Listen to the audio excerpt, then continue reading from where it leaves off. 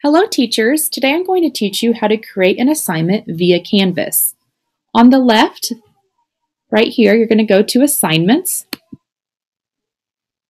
and then you're going to click on the plus sign that says Assignment.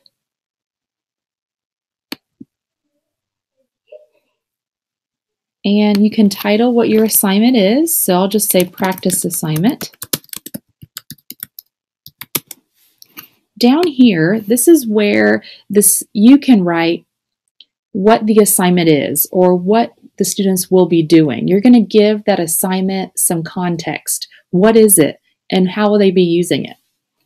So you could say, you will be using this assignment as a way to show your knowledge of the short story. Please annotate while reading. So maybe for this purpose, I'll just pretend that this is a short story that I'm going to share with my students. And so maybe that short story is in a Word document, or maybe it's a PDF.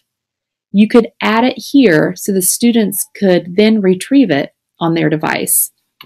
So I believe I have a file over here, so I could go over to my files and I could upload a new file, choose a file, and I think I have a couple of documents on my downloads. And here's a PDF. I think this is something from my Spanish class that I used last year. And I could upload it. And so now the document is right here and they'll be able to retrieve it. I might make that a little bit bigger so they can read it. And you could even write below, here below is access to the document.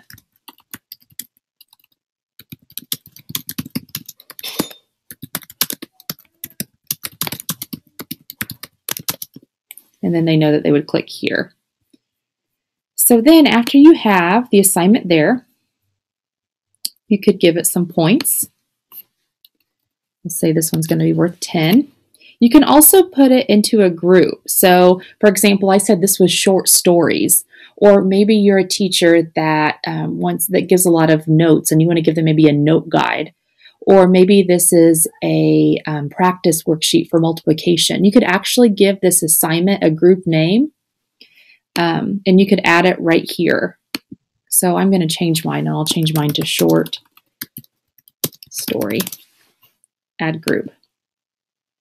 And so now it's a short story. You can decide how, when you grade the assignment, what they will see on their end. Will they see a percentage? Will they see complete, incomplete? Maybe you're just going to check off whether or not you received it or not, points, a letter grade, a GPA, or not graded. So I think I'm going to do percentage for this one. And this is an important part of it. You can say submission type. So you're giving them the assignment. How are you going to receive the information back? If it's a simple assignment, maybe they're just going to write a few sentences about that short story, or maybe you're going to have them write something that's very simple, maybe just a paragraph, 3 to 5 sentences. A text entry might be a good option. For a website URL, you could have the student submit back a Google Doc, and we know that Google Docs are all connected by a URL. Or maybe it's a media recording. Maybe they're going to videotape themselves talking about that short story.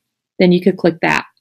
Or you could do a file upload, where the students maybe are going to mark on this document above here, and then they're going to send it back to you. I've actually helped a lot of teachers at the high school do this.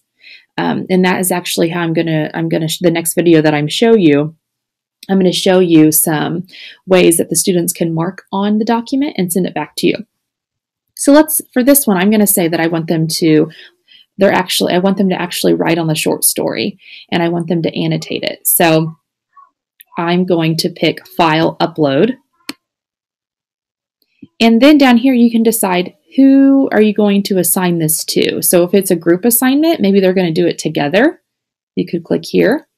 Peer review. You You could click there. Assign to. So assign to, and I'm just going to assign it to everyone. But if you're teaching multiple sections of a course, or you want to assign it to maybe a couple different classes, this is where you would assign it to that particular person. I only have one class, so I can't. I'm just going to say assign to everyone. Now this is this is when you would want it due. So I'm going to say maybe the 11th. So I could pick it there, and you can also adjust the time.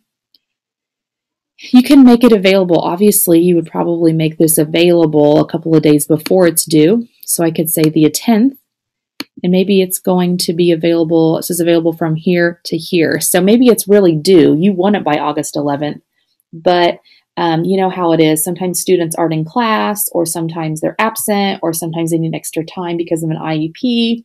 You could make it actually available a few days after. So I could say maybe I'm going to make this available till the 13th, and you can adjust the times as well. Then I'm going to save and publish the assignment.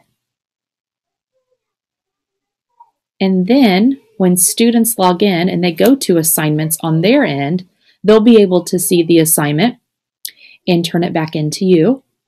And then when they get it done, you'll be able to view the assignment and grades. So stay tuned for the next video as I show you how students can manipulate an assignment using Notability and get it back to you. Good luck!